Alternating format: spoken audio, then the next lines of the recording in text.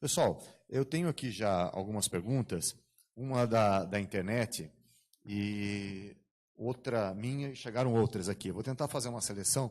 Neto, a primeira seria para você, e daí eu te libero da segunda, pode ser?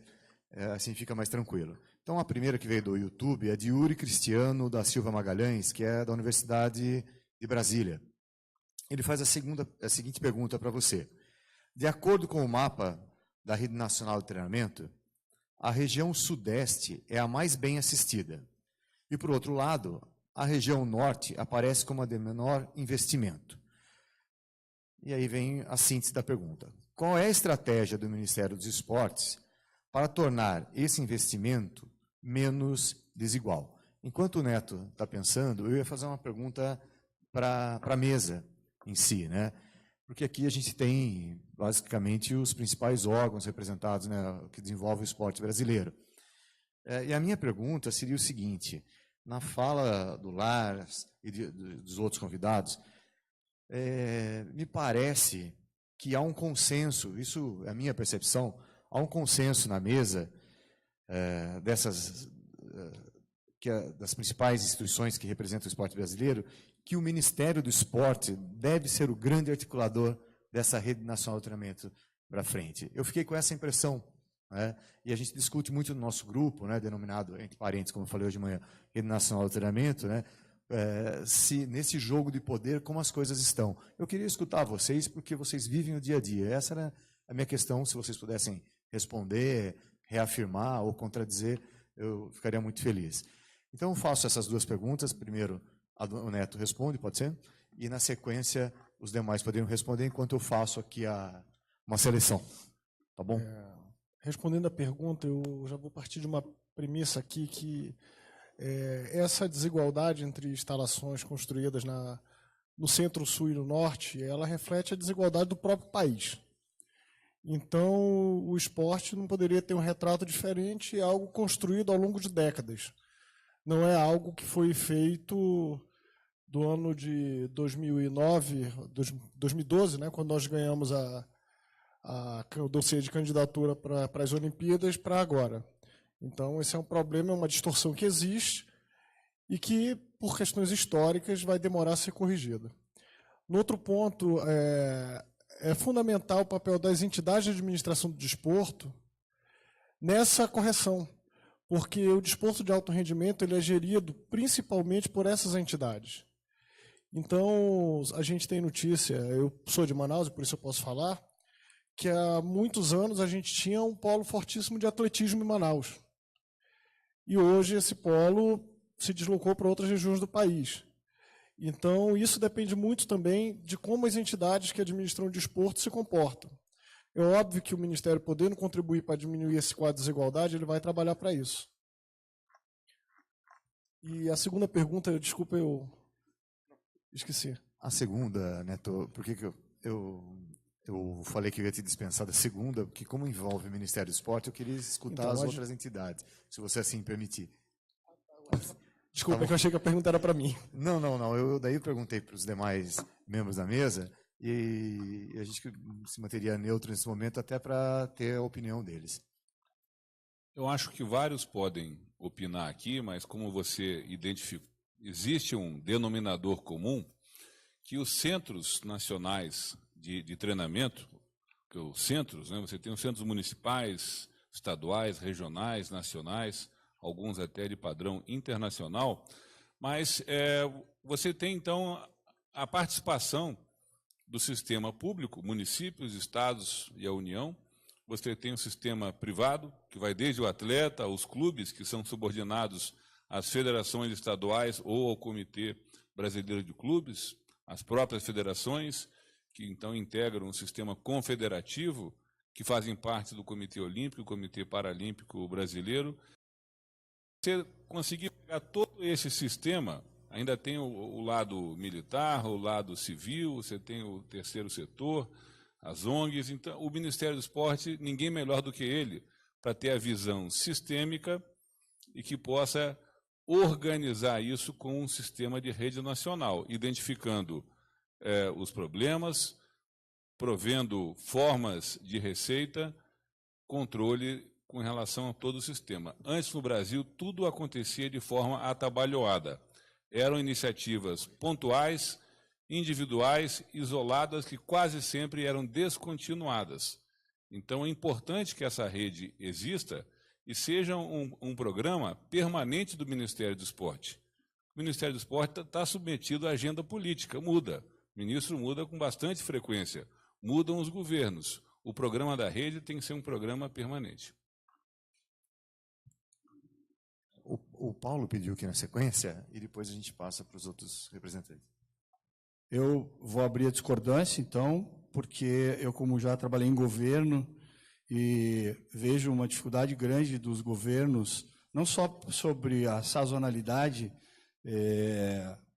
natural, em relação a políticas públicas, que não deveria ser assim, mas é no Brasil, diretamente fixada a mandatos de ministros e autoridades públicas. Eu entendo que, como a rede tem um objeto específico de informação sobre o que está acontecendo no desporto brasileiro em geral, acho que a união das entidades deveria prevalecer. Aí você vai dizer assim, mas quem vai comandar a rede? Na minha visão, deveria ser, sim, um órgão criado especificamente para isso, como um comitê gestor integrado por várias entidades, em que houvesse mandato de dirigentes e, oxigenação desse processo também, com revezamento nas funções, mas congregando os órgãos públicos e as entidades privadas, diretamente vinculadas à rede. Sem esquecer que na ponta do conhecimento, que é o que a gente está falando aqui de inteligência ou de rede, tem que estar a universidade. A universidade tem que ter uma voz técnica e muito importante de comando na rede de informação. Se não, esqueça. A gente está falando já há muito tempo da necessidade de um profundo processo de educação e prevenção em várias áreas. Se a universidade não tiver o comando desse processo, se a gente não fizer o que diz a Constituição Federal, em que a gente tem que valorizar o desporto educacional ou a educação voltada para as atividades esportivas e, nesse processo, a pesquisa e a extensão através das ações das universidades, eu acho que a gente vai continuar nessa realidade. Importante, vamos dizer assim, para o momento, ou para as nossas sempre necessidades prementes, que é a realidade clubística do esporte brasileiro. Mas não é essa a saída que nós temos, não. Essa é o que nós vemos, onde o desporto de rendimento é superestimado e supervalorizado em detrimento da formação. Essa é a minha visão. Por favor, Ciro.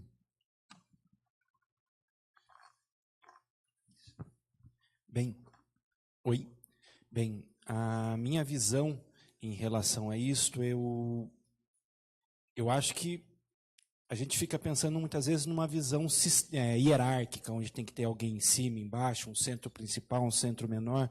O que eu vejo, pensando na nossa cultura latina, é essa dificuldade que temos de nos relacionarmos, criarmos um sistema, uma rede que converse, que troque informação. Existe sim essa necessidade de colocar alguém no centro. Hoje, a instituição que eu vejo com o maior número de conexões nos diferentes níveis, hoje é o Ministério do Esporte. No entanto, quando a gente pensa na rede, eu ainda não tenho muito clareza nas ações, no processo das ações mais regionais e locais. Vendo, por enquanto, toda a legislação, eu tenho um pouco de dificuldade de ver o papel dessa relação mais nas pontas. Mas temos sim a necessidade de alguém sendo o conector, o facilitador. Hoje eu vejo o Ministério do Esporte nessa ação, mas vejo muito próximo também ações do Comitê Paralímpico, Olímpico e do Comitê de Clubes, que podem estar conectando, de certa forma, essas ações. Eu vou pegar palavras do Paulo e do Ciro. Entendo que possa e deva ser um colegiado com coordenação do Ministério, com a participação da universidade, mas não, desculpe, Paulo, um comando da universidade, um comitê gestor. Vamos lembrar a rede Senesp. Eu estou numa universidade, não quero ser expulso depois de falar isso, mas a rede Senesp olhou muito para dentro dela, e quando o esporte chegava na rede querendo fazer alguma coisa, tinha que desembolsar dinheiro que não tem para tentar fazer alguma coisa. Pouco o esporte, as confederações, falo da canoagem, aproveitou da rede Senesp. Então, não pode só a universidade ter um papel predominante. Todo mundo, todos os segmentos devem estar representados, e sim, o Ministério, concordo com o Ciro plenamente, é o ponto comum entre esses pontos, entre os segmentos. Bom, queria agradecer a atenção que vocês deram a essa questão, mas tem várias outras, e a gente vai estar debatendo durante hoje e amanhã ainda. Eu vou tentar fazer uma pergunta para cada um de vocês, e depois, por último, ali o Mesada está esperando ansiosamente para fazer uma pergunta também. Então é o seguinte, por Lars Grael, a pergunta que chegou é se a parceria com as Forças Armadas no Rio de Janeiro será ampliada para outros estados, se você tem alguma notícia sobre isso. Eu ia pedir para segurar só um pouquinho, que eu vou passar para os demais, que aí, enquanto você também pensa, os demais também podem. Para o Ciro, como o centro de treinamento se sustenta atualmente? Só um minutinho para me organizar aqui. O Raimundo tem algumas, vou tentar pegar aqui. Essa é bem interessante. Nós tínhamos 3, Raimundo, mas aí eu vou te passar uma que eu acho que, no meu critério, a plataforma que o Ministério está criando para facilitar a rede possui algumas similaridades com a plataforma criada pela Inteligência Esportiva, no que diz respeito à catalogação de atletas, entidades, legislação. Qual o Ministério pretende utilizar, convergir a base com a sua plataforma? Será um sistema integrado? Essa é a questão. Essa pergunta, sei até quem foi o autor já. Tá bom. Aí vocês vão identificando. Só um minutinho, que eu vou fazer mais algumas enquanto vocês vão pensando. Paulo, chegaram 3 aqui. Pode sortear ou você prefere falar de alguma dessas? Tá, mas aí o Paulo ele comenta a pergunta e já vai falando a resposta. Por enquanto, eu vou ficar com essas daqui, tá? E eu vou passar primeiro, então, para o Lars responder na sequência aqui, né, da que eu fiz. Bom, a pergunta, se eu entendi, é se a parceria para as Forças Armadas vai se estender além do Rio de Janeiro. Na verdade, o Rio de Janeiro que tem hoje é uma intervenção na segurança pública. Então, que é um tema totalmente diverso do que nós estamos falando. Quando eu citei que as Forças Armadas têm os seus centros nacionais de treinamento localizados no Rio, é porque a maior concentração de tropas e estrutura militar até hoje se concentra no Rio, porque o Rio foi a capital federal até tantos anos, 54 anos atrás, e são estruturas antigas, mas que foram corretamente mantidas. Então, os centros estão no Rio de Janeiro, da Comissão Desportiva do Exército, Marinha e Aeronáutica e seus centros nacionais estão por lá. Então, a concentração, eu me refiro apenas ao centro de alto rendimento. Agora, o programa Forças no Esporte, que é o caráter social, socioeducacional, democratizando o esporte, trazendo jovens da rede pública de ensino a praticarem esporte dentro de unidades militares, ele já acontece no plano nacional. Então, ele é coordenado pelo Ministério da Defesa, baseado em Brasília, e na Comissão Desportiva Militar Brasileira, igualmente baseado em Brasília, e cujo o novo presidente agora é o general Smicelato. Muito bom. Acho bem esclarecedor. Antes de passar a palavra para o Neto, que seria a segunda questão, Eu queria fazer uma questão para o João Tomazini. Qual a visão, a sua visão, com relação à concorrência entre as entidades do terceiro setor no processo burocrático de captação de recursos?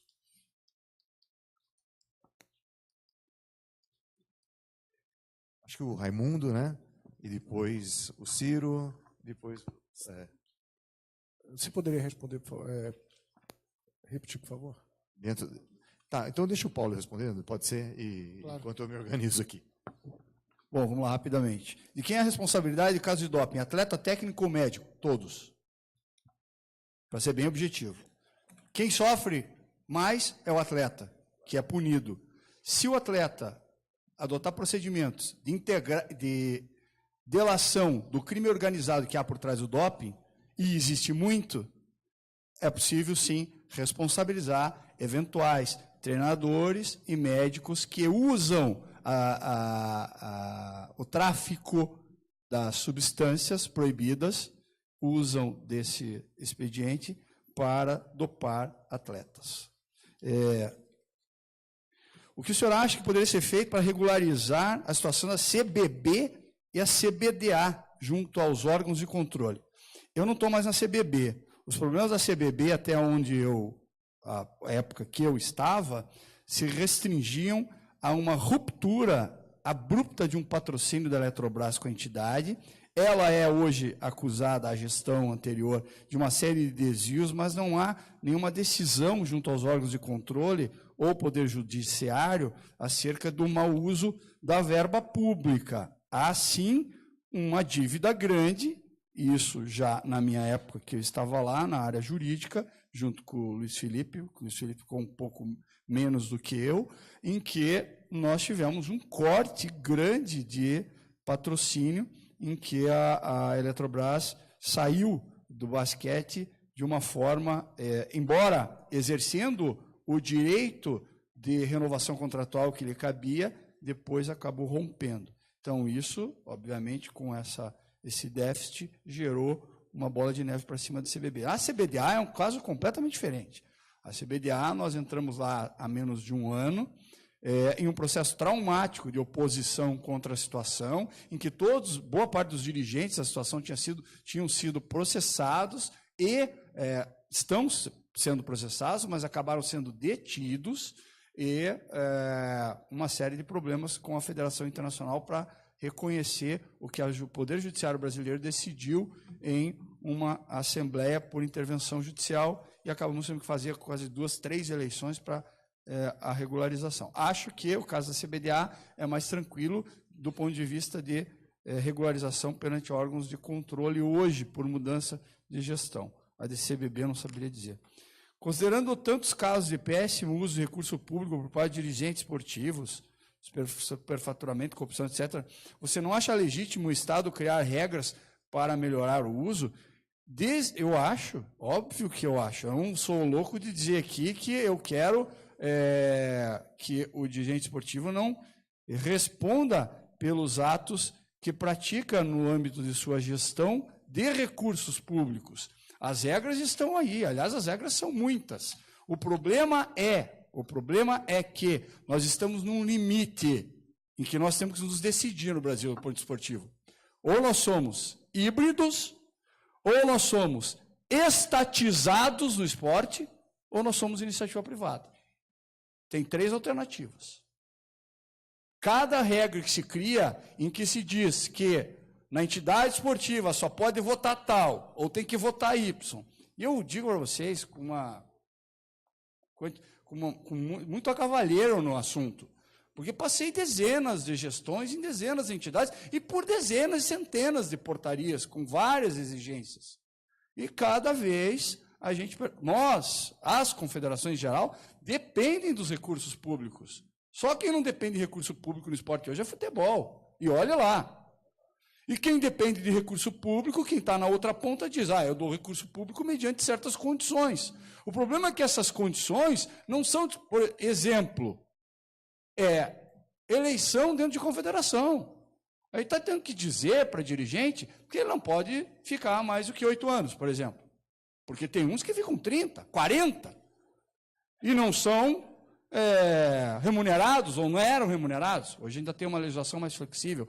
Então, o Estado tem que dizer para a iniciativa privada como é que ela tem que se comportar. Mas só que o limite entre intervenção do Estado na iniciativa privada e a violação da regra constitucional da autonomia, embora não se confunda jamais com soberania, a gente está nessa linha. Quanto mais regra cria, mais próxima da estrutura de dizer assim, governo, faça esporte sozinho. Porque eu sei que do lado do dirigente governamental, a ideia para ele é dizer não. Não, Tomazini, não vou assinar isso aqui. Não vou aprovar seu projeto. Tenho medo porque eu tenho que responder no TCU. Mesmo que você diga, pô, mas eu só tenho que tirar as minhas raias de baliza e de competição de Foz do Iguaçu e passar lá para o outro, porque tem um planejamento diferente. Eu preciso fazer um termo ajustado de... Não. Pelo amor de Deus, se você fizer isso, eu estou ferrado aqui no governo. Então, nós estamos vivendo esse caos. Esse caos de partir da premissa de que só tem gente corrupta. Porque os exemplos são... Então, eu sou favorável ao controle, mas a um controle regulamentar equilibrado. O que a gente está vivendo é um absoluto desequilíbrio. E é medo para todo lado. Se eu falar alguma coisa muito mais alta, o governo já não me dá dinheiro. Se alguém falar um pouco mais baixo, já não... E a gente não faz esporte assim. Porque a gente depende do dinheiro público. E, aliás, o dinheiro público não é dono. O governo não é dono. É a sociedade que contribui para o dinheiro público. Então, você tem momentaneamente dirigentes públicos e momentaneamente dirigentes das entidades privadas, que são as confederações. E todas têm que tentar gerir o esporte de uma forma equilibrada e com responsabilidade. Mas, insisto, o sistema esportivo brasileiro beira a estatização. Eu recebi hoje da Federação Pernambucana de Futebol um pedido de parecer sobre um projeto de lei que está sendo aprovado, inclusive, lá em Pernambuco, que diz o seguinte: o esporte, o futebol pernambucano pertence à sociedade, ao poder público. As regras públicas são todas incidentes sobre o esporte pernambucano. Então, eles vão ter que seguir. Todas as verbas vão ter que ser, todas as despesas têm que ser dado transparência e submetidas à fiscalização de tribunais de contas. E dentro da Federação Pernambucana de Futebol tem que ter mais da metade de atletas contratados como dirigentes dentro da federação. E outras regras que chega a dizer, é uma intervenção. O Estado está dizendo assim, a Federação Pernambucana de Futebol é um departamento do governo do Estado de Pernambuco. E é isso que tem que ter cuidado na minha visão. Nós temos ainda, a gente já está um pouquinho atrasado, mas vamos escutar o Neto, o Ciro, o João, e daí ver se dá um tempinho para mesada. Eu não, vou pensar. Respondendo aqui a pergunta sobre a plataforma que o Ministério está criando, obviamente que se já houver uma plataforma criada dentro desse convênio, dessa TED que a gente tem junto com a Universidade do Paraná, que possa abreviar esse caminho, obviamente que ela vai ser usada. Mas isso depende de uma conversa com o nosso corpo técnico, para saber se ela se adequa às nossas necessidades, e da própria universidade, para saber se ela tem como adequar esse programa às necessidades que, porventura, possam vir. Obrigado. Eu posso fazer só uma parte, que eu vi o doutor Paulo falando, e eu realmente concordo que existe um pouco esse movimento de fiscalização no esporte e tudo, mas isso vem um pouco da omissão das próprias entidades em regular internamente, em criar mecanismos de controle interno. E não existe vácuo de poder. Onde a entidade não se autocontrola, onde ela não possui instrumentos de controle efetivos, o Estado vai entrar. E isso vai acontecer por uma questão natural. Entendeu? Quando o Estado criou mandatos, não foi simplesmente porque ele achou que deveria criar mandatos. Foi porque passou a haver uma demanda social de que alguns dirigentes não ficassem 30 ou 40 anos na direção das entidades. Então, assim, eu vou discordar um pouco, eu sei que o tema é polêmico, eu sei que a autonomia das entidades tem que ser respeitada, isso daí é um princípio constitucional, isso também está na Lei Pelé, mas a gente tem que entender que, muitas vezes, esse processo de normatização do Estado, que eu também concordo que ele não é o melhor caminho, ele vem justamente do silêncio das entidades em criar mecanismos de uma gestão mais segura, uma gestão mais transparente. E aí a gente tem um quadro como a gente tem hoje, que efetivamente as entidades, na hora de prestar contas, elas se comportam praticamente como órgão público. A Rede Nacional de Treinamento é isso, né, pessoal? Meus alunos, vejam só, não é só o debate entre nós. Né? Ele está pedindo uma tréplica aqui, mas ó, vou pedir para você ser bem rápido, Paulo, porque senão a gente não vai sair aqui hoje. O negócio é que eu concordo com o regramento. Trabalhei no governo, achava que tinha essa visão de que o dinheiro público tem que ser bem administrado. O problema é a forma com que isso acontece. Hoje, controlar as finanças, é porque quem senta numa cadeirinha atrás de uma mesa e não está lá no dia a dia da entidade, cria regras. Um dos exemplos, Estatuto do Torcedor. O Supremo Tribunal Federal entendeu que o Estatuto do Torcedor é aplicável a todas as entidades, não só ao futebol. Então aí você vai aplicar pela metade. Né? O Tomazini vai lá pegar na canoagem, ele não tem ingresso, a competição dele é aberta. E o Estatuto do Torcedor, 50% dele fala em estádio, venda de ingresso, compra de ingresso. Então, são essas coisas. As pessoas falam de esporte sem conhecer esporte.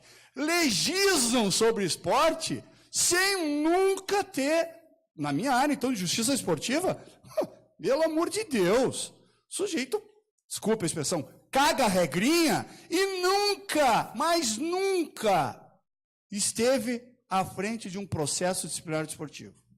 Nunca. Então, eu concordo, mas eu já vi muita entidade cheia de controle, que você chegava no Ministério do Esporte, nossa, vocês têm que fazer igual a confederação tal, olha só.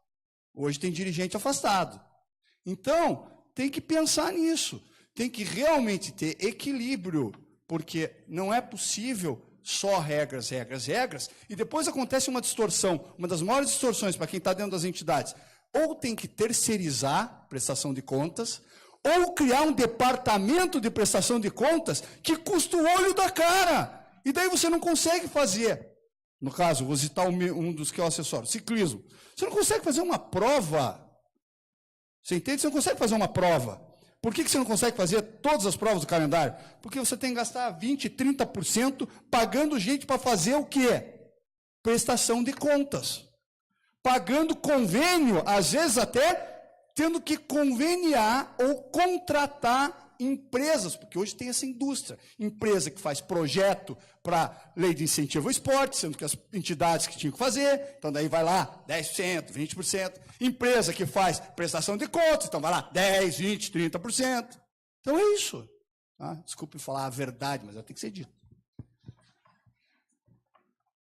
Eu ia passar agora, Ciro, a palavra para você. A pergunta era só uma manutenção, né? Isso, manutenção.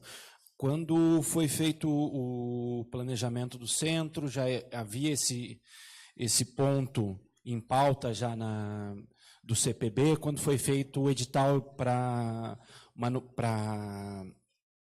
de gestão do centro, o CPB entrou nisso, mas já havia passado previamente no Conselho de Presidentes das entidades filiadas ao CPB, que 30% da verba total do CPB ia ser de uso para o centro de treinamento. Pensando nisso, a canoagem, ela não perdeu uma verba, mas ela passa a usar o centro de treinamento como uma ferramenta de recurso para treinamento, para avaliação dos seus atletas. Então, ele acaba fazendo um movimento para manter o centro de treinamento e melhorar os serviços das confederações dos atletas. Pensando também que o centro, ele não é só de alto rendimento, ele também atende todos os clubes paralímpicos da cidade de São Paulo. Bacana. Por fim, só esclarecendo que a pergunta era para a mesa e eu acabei passando somente para uma das pessoas responder. Eu não sei se cabe realmente da liga, então tá bom. Fica à vontade. Bom, A pergunta, qual a visão da mesa com relação à concorrência entre entidades do terceiro setor no processo burocrático de captação de recursos?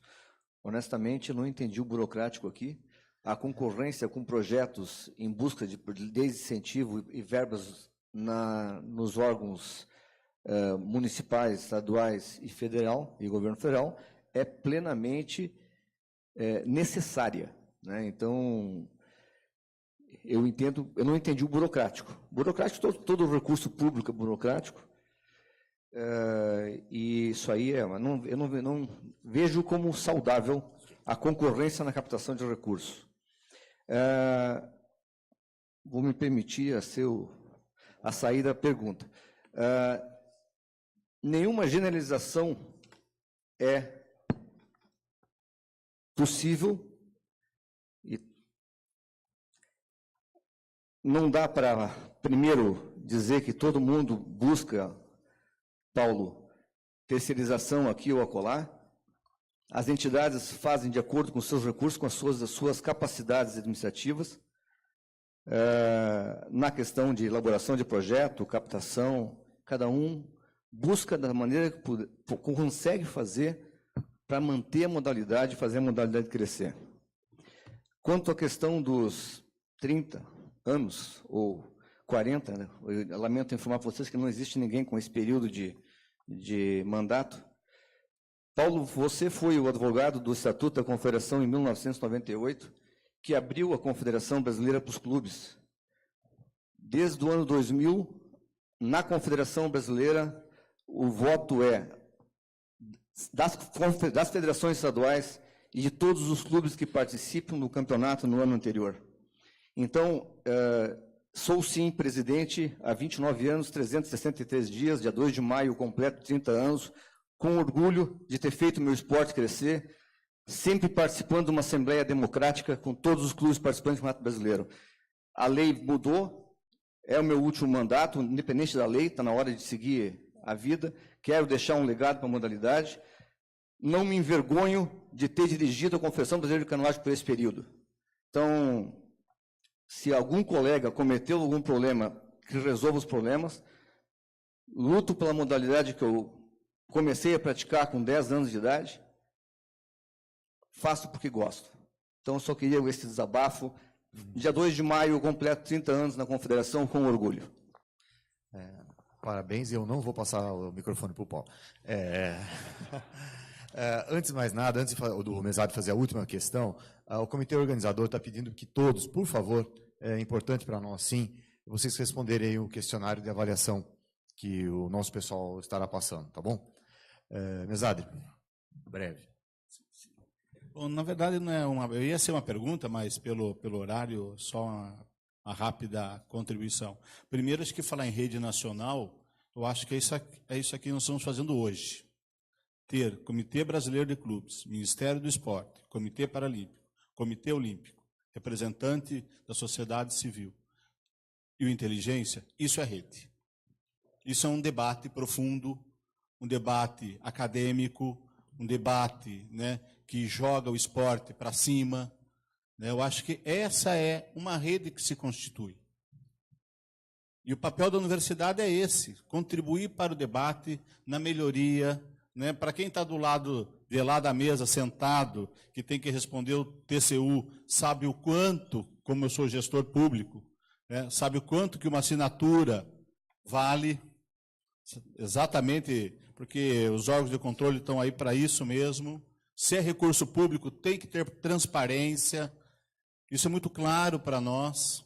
É recurso público, tem que ter a transparência efetiva, né? Então, esse debate que se estabelece hoje, foi aquilo que eu falei, desculpa a minha redundância, né? Que eu disse pela manhã. Se diretamente nós vivemos a Lei Pelé, indiretamente nós vivemos, no nosso conceito, a Lei de 41. As nossas ações, nós vivemos da Lei de 41. Está aqui hoje, é esse debate. Exatamente esse debate, quanto tempo é, quanto tempo não é, se são 30 anos, se são 8 anos. Só o tempo só esse debate vai fazer com que nós venhamos a crescer no esporte. Então a rede, porque a rede pode se estabelecer pelas questões dos equipamentos, pelas questões das unidades, né, dos entes federativos, da relação dos entes federativos com os entes privados, pode se estabelecer pelo rendimento dos atletas, pelo financiamento, tem várias formas de estabelecer redes. Nós estamos construindo uma rede que se estabelece a partir de um banco de dados, né, possivelmente junto com o Ministério, né, fazendo uma única ação, dentro de uma única proposta. Isso é uma rede que se constrói.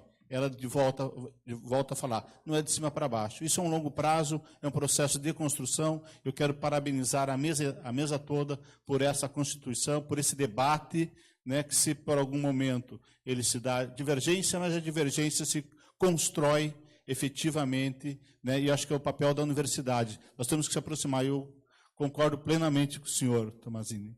Nós temos que se aproximar, a academia tem que abaixar, estar junto, construindo coletivamente esse processo. Parabéns a todos.